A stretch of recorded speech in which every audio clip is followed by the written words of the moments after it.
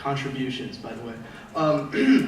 I have a tax plan that, like I've already said, will cut taxes across the board by 12% on lower middle class families. I want to also, just like Hillary Clinton, I want to ensure that the rich pay their fair share.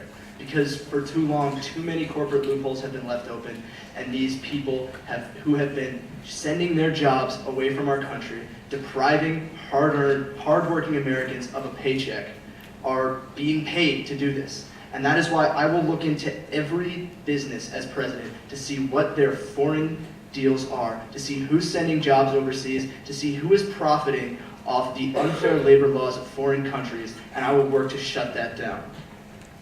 Now, as for women's equality with pay, it strikes me as interesting, Ms. Clinton, that you mentioned this, because last time I checked, men made more than women in your campaign, while I not only hire more women in my campaign, but they're paid more. In fact, my prime campaign manager is a woman, which is interesting that you'd throw a look my way while you mentioned that. Now, another plan that I have that I think is really great is that childcare is a huge expense. We all know this. We're both for paid maternity leave because childcare is a huge expense. And that's why I want to allow private families to deduct the average cost of childcare, not the cost of luxury items you buy them, not the cost of Christmas presents, but the average cost of raising a child from their taxes, to allow Americans to spend their money more right here in America while providing for the future of our country. Thank you. Secretary Clinton. Well, Donald Trump, you said that you wanted to make the top pay their fair share. What taxes have you paid? But back to the equal women paying for work and me giving more money to women in my campaign. I think women are underneath the job market. They don't have their fair share. Then why don't you pay them their fair share? Women in your campaign. America's already taken tremendous strides to develop the equality of women, but we still have a really long way to go. I've been fighting for women and girls my whole career in this whole campaign. As president, I will work closer to wage that pay gap. And that's the big aspect of equal pay for women. I'd like to mention that while you say you've been fighting for women's rights for years, you've been in the government for 30 years. I'm a businessman. I'm outside the political sphere. You've been in the government for 30 years, and I believe personally that I've done more for women than you have in those 30 years. I've done more for women. I have been advocate for women since I graduated law school from you. Why haven't you done? What have you done? What have you done for women? Paid them less in your campaign, that's for sure. As First Lady of Arkansas, I helped start Arkansas's Advocates for Children and Families. And who do you need to have a family? A woman. So you'd say that the definition of a family is a man and a woman.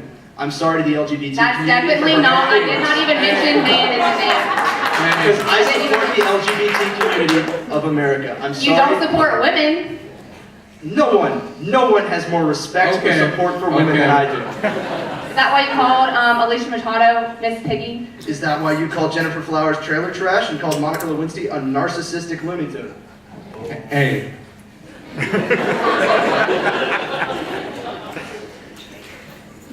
Wrapping this up, I would like to let each candidate make a closing statement before we end this mock debate, with Secretary Clinton going first and Donald Trump last. Remember, you only have 1 minute, so get all your thoughts out for this last segment. Go ahead. Okay, well, thank you, Radford University, again for having me.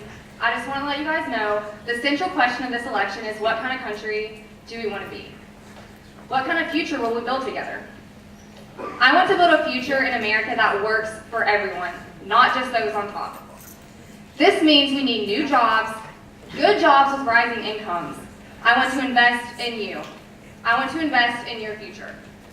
That means jobs in infrastructure, in advanced manufacturing, innovation, and technology, clean, renewable energy, and small businesses. Because most of these new jobs that are going to be open are from small businesses. We also have to make the economy fairer.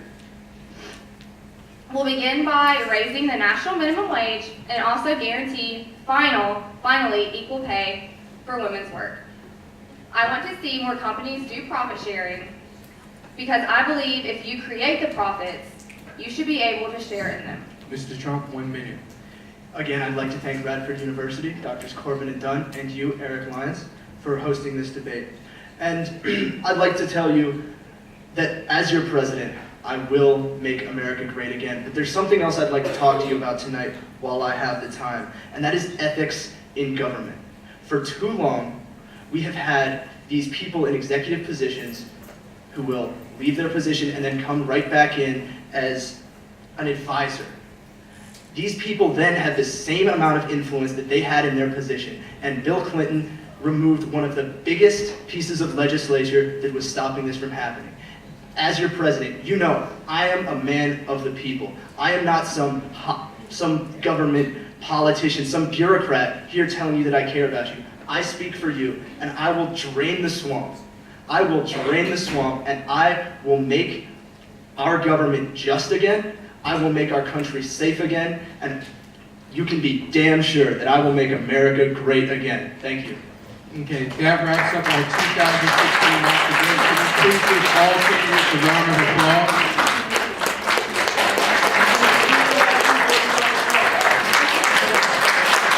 Thank you for coming to the 2016 Mock Debate hosted by the Political Science Department and the Communications Department. Can we please give them a round of applause one more time?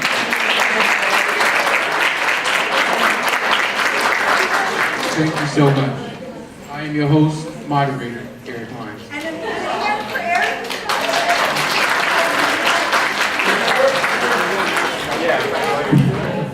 I just want to say thanks to everybody. 1 second. We're going to just have just a minute or two transition right now. Thanks to everybody who's coming to watch this. And then we're going to have a little bit of spin room. And we're going to get some analysis from our political commentators after that about how things went. So stay tuned. We're gonna have a short commercial break while we're transitioning. Don't go anywhere.